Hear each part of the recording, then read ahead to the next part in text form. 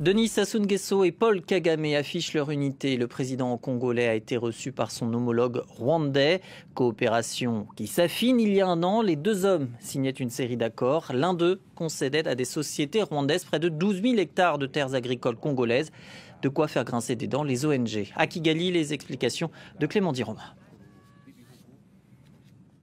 C'est une relation de très longue durée qu'entretiennent ces deux chefs d'État au pouvoir, tous les deux depuis plus de 20 ans. L'objectif de la visite du président Sassou Nguesso auprès de Paul Kagame pendant les 3 prochains jours sera de prolonger une coopération entamée dès 2010 et élargie l'année dernière dans les secteurs agricoles, commerciaux, dans l'éducation, dans le secteur minier également. Au total, 8 accords furent signés en mai 2022 lors d'une visite du président rwandais à Brazzaville, mais l'un d'eux a reçu un accueil plutôt mitigé côté congolais. Il concernait la cession pour 25 ans de près de 12 000 hectares de terres agricoles à Crystal Ventures Limited, vous savez, le bras financier du pouvoir rwandais qui possède des sociétés très actives sur le continent. Plusieurs ONG congolaises parlaient à l'époque d'un accord anticonstitutionnel et dénonçaient une cession du territoire national illégal qui doit être décidée, selon eux, par un référendum. Le Congo a un territoire, il faut le rappeler, 13 fois plus important que Kigali, mais n'a que 5% de terres exploitées pour l'agriculture, contre 70% sur le territoire rwandais qui arrive donc à ses limites. L'achat de terrains cultivables devient d'ailleurs fréquent pour le pays de Paul Kagame. Selon l'ONG Crisis Group, le Rwanda a aussi acquis de nombreuses terres en République centrafricaine, un pays où les militaires rwandais sont très présents. Enfin, à la veille de cette visite de Sassou Nguesso au Rwanda, le Parlement congolais a adopté un accord d'exemption qui permet maintenant aux Rwandais de voyager jusqu'à Brazzaville grâce à un simple visa à l'arrivée, ce qui devrait faciliter davantage les échanges entre les deux pays. L'hygiène chez vous avec la société BDN Nettoyage.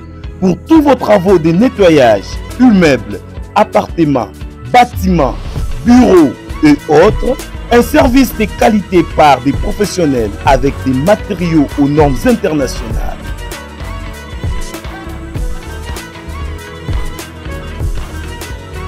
La société BDN Nettoyage offre aussi un service des femmes de ménage expérimentées pour tous vos besoins.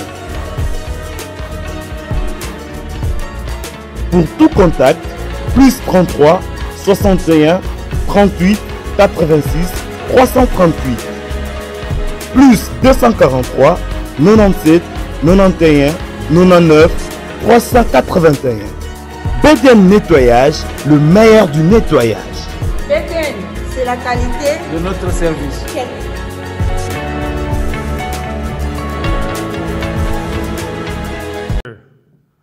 Les parlementaires, mesdames et messieurs les membres du gouvernement,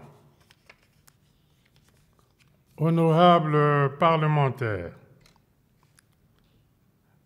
c'est avec respect et honneur que je prends la parole devant votre auguste institution, dépositaire des plus belles pages de l'histoire commune et partagée des filles et fils de la République du Rwanda.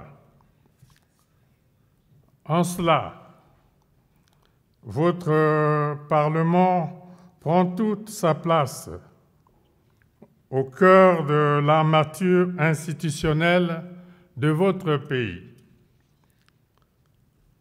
Représentants du peuple, vous êtes l'expression affirmée de la souveraineté rwandaise. Vous êtes le peuple, la force authentique du rayonnement de votre nation dans le monde.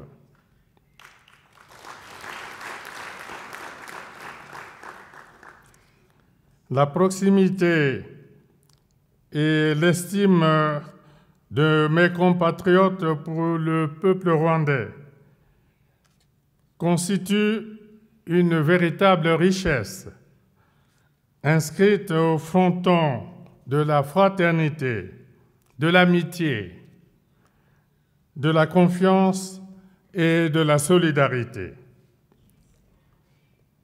Permettez-moi de vous témoigner le sentiment de fierté du peuple congolais et de vous adresser mes remerciements les plus chaleureux pour l'honneur que vous me faites à travers la présente communication devant votre Parlement.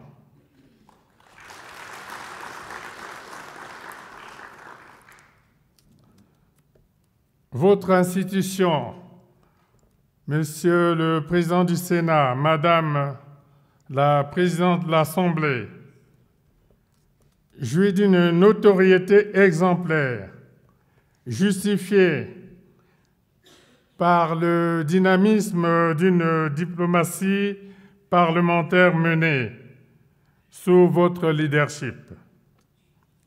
Le Parlement rwandais est régulièrement cité et magnifié par la présence majoritaire des femmes qui représentent plus de 60%. Je reprends. Le Parlement rwandais est régulièrement cité et magnifié par la présence majoritaire des femmes qui représentent plus de 60% de parlementaires au sein de votre hémicycle.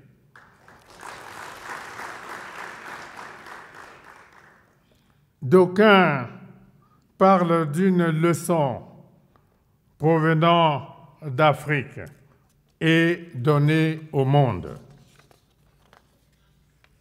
Notre continent, qui s'est engagé en faveur de la promotion et l'intégration de la femme au développement, s'emploie à concrétiser cette problématique de genre.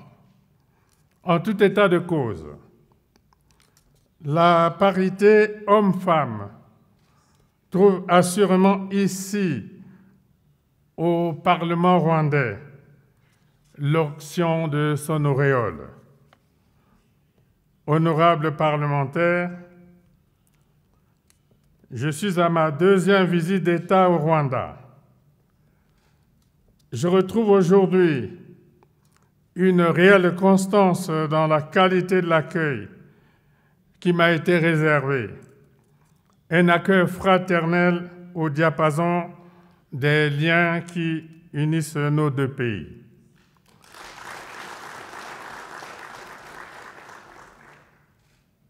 Sur cette terre pétrie de souvenirs, je salue le Rwanda, un pays qui, après la tragédie du génocide, s'est courageusement relevé pour refaire son unité, retrouver la concorde et la cohésion, ramener la paix et la sécurité et se placer avec détermination sur la voie du développement.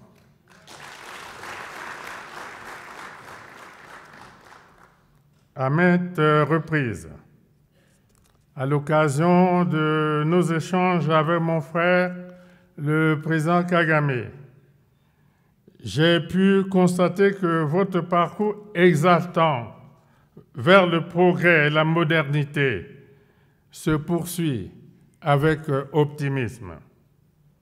Mais, à l'instar de la plupart des États africains, l'effort à consentir reste encore colossal. Aucun État ne peut tout seul faire face au coût onéreux des projets destinés à doter nos pays d'équipements et des voies de communication modernes, telles les infrastructures routières, ferroviaires, portuaires, aéroportuaires et énergétiques. Les enjeux et les défis en présence appellent à une reconfiguration effective de notre manière de penser l'essor de nos économies. Il nous faut, par exemple, instituer une véritable synergie d'ensemble pour assurer à l'Afrique une part importante et de plus en plus croissante de la production industrielle mondiale. Il nous faut lever l'option salvatrice de parvenir, dans les délais raisonnables, à un niveau d'autonomie collective suffisante en vue du développement industriel du continent. Convenons que lorsqu'elle s'est unie, l'Afrique a pu se libérer de la colonisation, conquérir son indépendance, vaincre l'apartheid et engager les chantiers du développement. À ce titre, l'acte constitutif de l'Union africaine, créé en 2002 à Durban, stipule, je cite, « Inspiré par les pères fondateurs de l'OUA et par des générations de panafricanistes, ces dirigeants se donnent entre autres objectifs l'unité et la solidarité des pays d'Afrique, la défense de l'intégrité et la défense de ces pays, l'accélération de l'intégration politique et socio-économique du continent, la recherche scientifique et technologique, la promotion internationale des positions africaines communes, l'harmonisation et l'intégration des politiques économiques régionales. Point de citation. Honorables parlementaires, pour des opportunités plus probantes de développement, une volonté politique affirmée s'avère nécessaire. Les défis auxquels se trouve confrontée l'Afrique ne peuvent être abordés que de manière globalisante.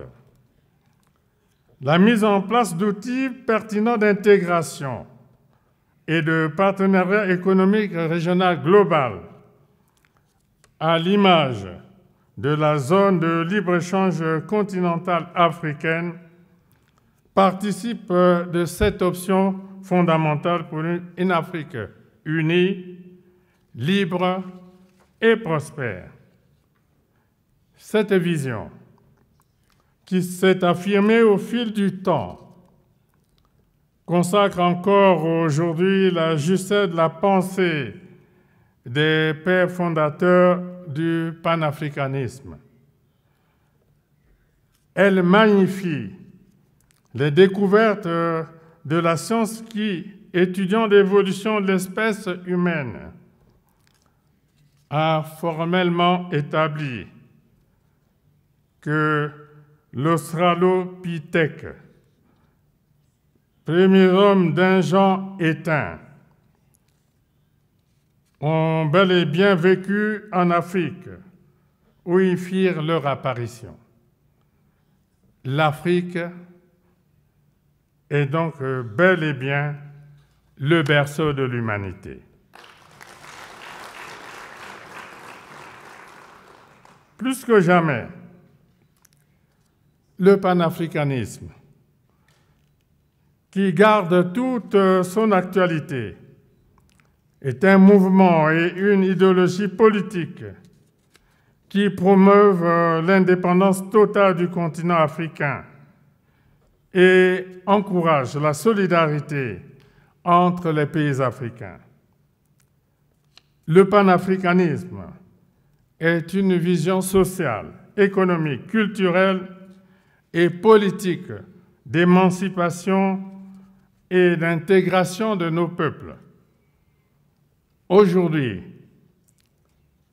le panafricanisme trouve incontestablement ses leviers de base au travers des regroupements des États africains au sein des communautés régionales de développement.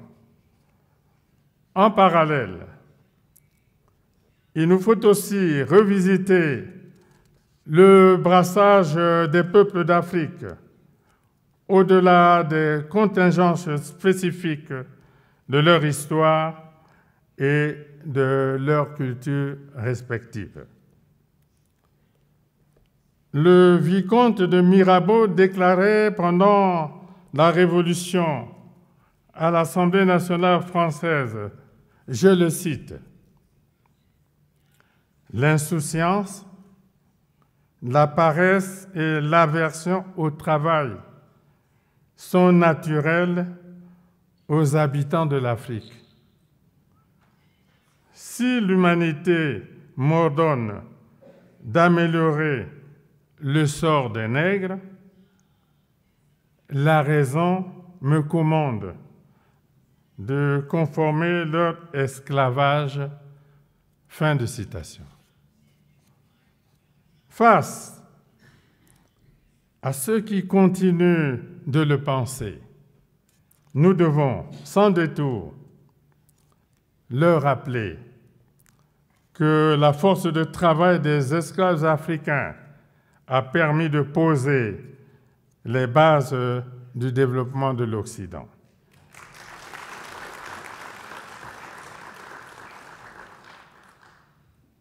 Nous ne devons nourrir aucun complexe, même lorsqu'il s'agit de la maîtrise des nouvelles technologies. Comme nous le savons tous, l'avenir du continent africain passe aussi par la transformation sur place de ses ressources naturelles. L'histoire ancienne, l'histoire contemporaine et l'actualité ambiante le témoignent à suffisance. En cela, nos richesses, véritables atouts de notre développement, ne doivent plus être exploitées à vil prix ou sans contrepartie conséquente. Dans cet ordre, l'Afrique, qui abrite l'un des 3 poumons verts de l'humanité et ne contribue que très peu aux émissions de gaz à effet de serre, avec moins de 6% des émissions mondiales, consent d'importants sacrifices en renonçant à l'exploitation de certaines ressources afin de préserver la biodiversité et les écosystèmes forestiers. À ce titre, l'on doit reconnaître au continent africain sa dimension de véritable arbre d'air pur au service de l'humanité et appeler la communauté internationale au respect des engagements pris en termes d'équité et de compensation financière y attenante.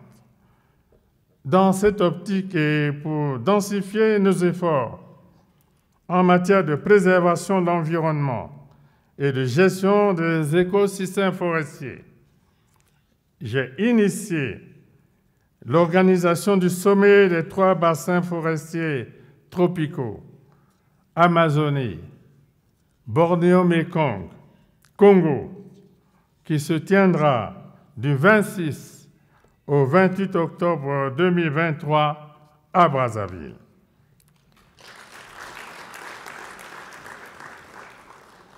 Honorables parlementaires,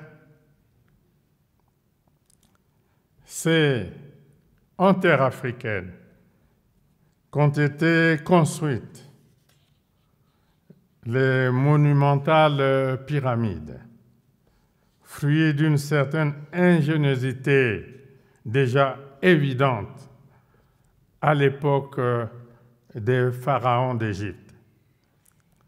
notre continent sera de plus en plus sollicité alors que s'accélère la mondialisation et pointe à l'horizon l'exigence d'un nouvel ordre économique international.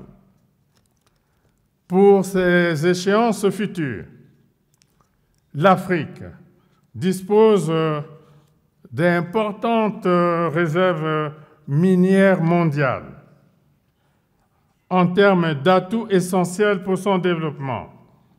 L'Afrique regorge de richesses minérales, pétrolières et gazières, de forêts tropicales séquestrant d'importantes quantités de carbone et faisant du continent l'un des poumons écologiques majeurs de la planète, d'une faune et d'une flore riches et diversifiées, de vastes étendues de terres arables, de grands cours d'eau, d'un niveau appréciable d'ensoleillement,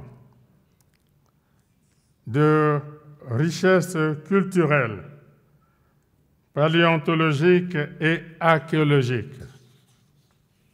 Notre continent demeure le plus grand réservoir de matières premières de la planète. En outre, le fleuve Congo, le Nil, le Zambèze ou la Volta ont permis à l'Afrique d'être dotée d'un considérable potentiel hydroélectrique, estimé à 300 gigawatts, peu égalé par le reste du monde et très largement sous-exploité. Pour sa part, le bassin du Congo, à travers le site de Inga, avec un potentiel de 40 000 MW, et celui de Tombo-Manyanga, à raison de 20 000 MW, jouit aussi d'un niveau d'ensoleillement élevé et suffisant durant toute l'année, susceptible de permettre la production d'une énergie solaire de qualité, à moindre coût et respectueuse de l'environnement.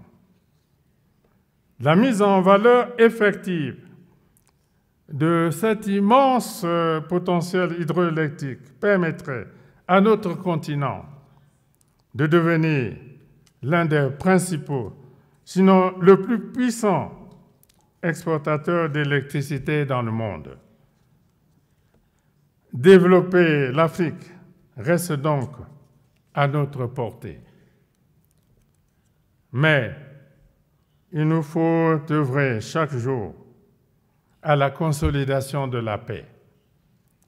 Il faut que cessent les violences et que règne la sécurité en Afrique.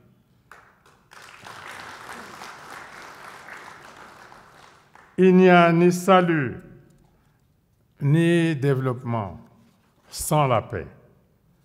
C'est pourquoi il nous faut toujours prôner le bon voisinage et la cohabitation pacifique pour une intégration effective et irréversible des peuples d'Afrique. Cette option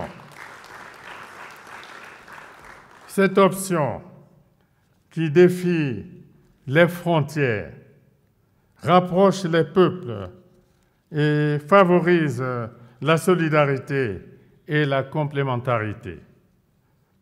À ce sujet, honorables parlementaires, souvenons-nous de cette belle image qui a fait le tour du monde, principalement celui de toute l'Afrique, lorsque, à l'occasion du 27e sommet d'Union africaine, ici même à Kigali, en juillet 2016, mon frère Paul Kagame a exhibé pour la première fois devant les organes de presse le passeport panafricain comme pour montrer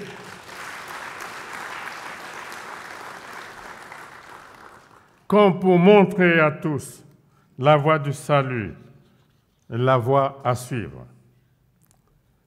Ce moment rare de notre histoire commune a conforté davantage notre foi en une grande intégration continentale, tout en suscitant au sein de nos populations l'espoir en tant que citoyens africains de circuler, de travailler et de vivre sans restriction ou entrave de toute nature dans tous les pays africains, en fait, sur leur propre continent.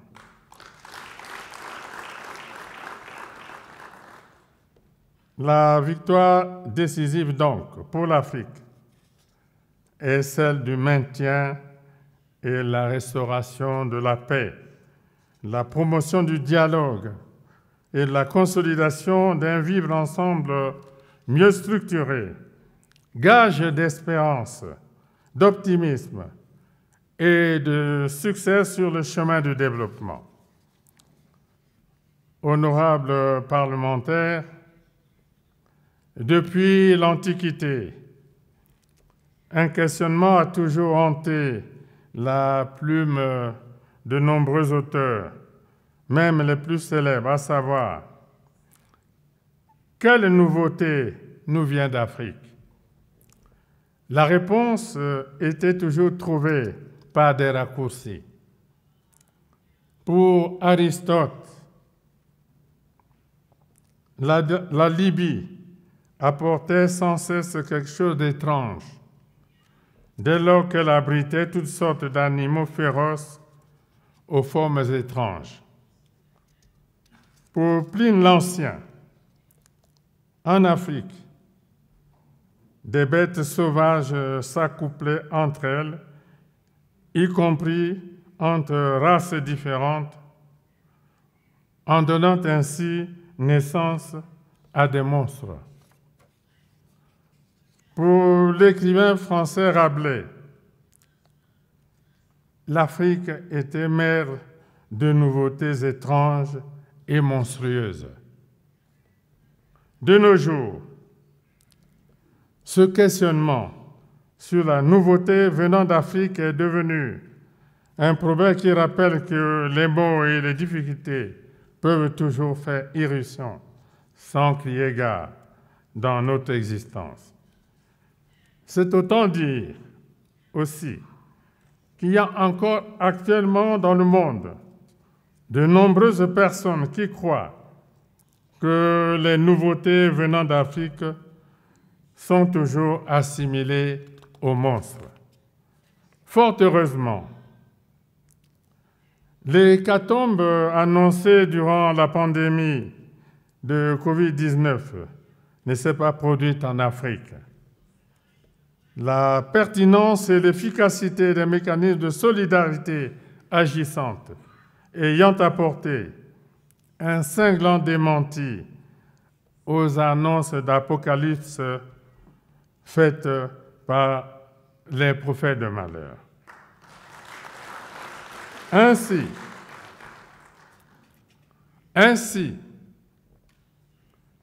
quand le continent aura totalement assumé son destin, la nouveauté venant d'Afrique, ce seront ces 2 milliards d'habitants, majoritairement jeunes et convenablement nourris et soignés.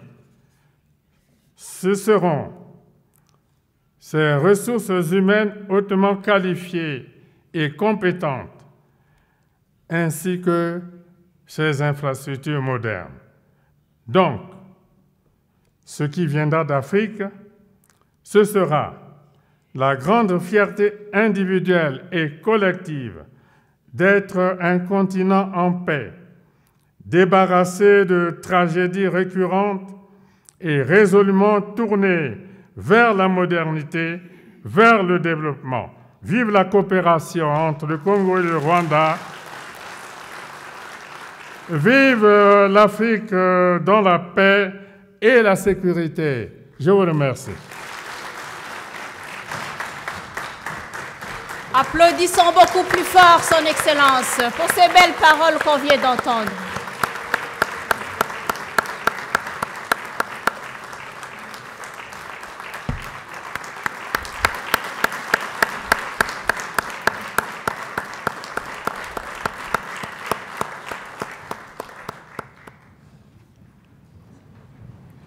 Masolo ya kwanga tikela bateke ya immobilier tikela Imo Congo hôpital ya PDG expert docteur en immobilier Leinza Mayala. Pokuna mapangu nyonso eza ya koteka sans exception. Esengeli boyebake pona ba problème na bino nyonso etali vente, achat, paie location, équipe ya ba professionnel ya Imo Congo hôpital ba traitaka yango dada avec impact na idéologie. Botu na nganini ba service eza yele na Imo Congo hôpital lokola vente, achat, location, paie likambo etali déménagement na bino bomi tungisa kutu te po ba bis permanent etandami wana kaka pona ko servir ba client na bango. Bonjour, les angai président ya Imo Congo hôpital.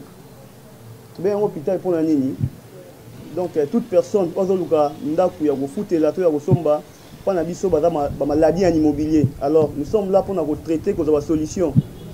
Muto ozoluka villa, concession, terrain vide, même en location ou bien achat. Donc moi et mon équipe nous sommes disponibles pour na ba solution. Ya solo bondi melanga masolo ya immobilier botikela yango Imo Congo hôpital. Pokuna mapangu nyonso eza ya koteka sans exception. Kodutete na ya bino peza ya koteka.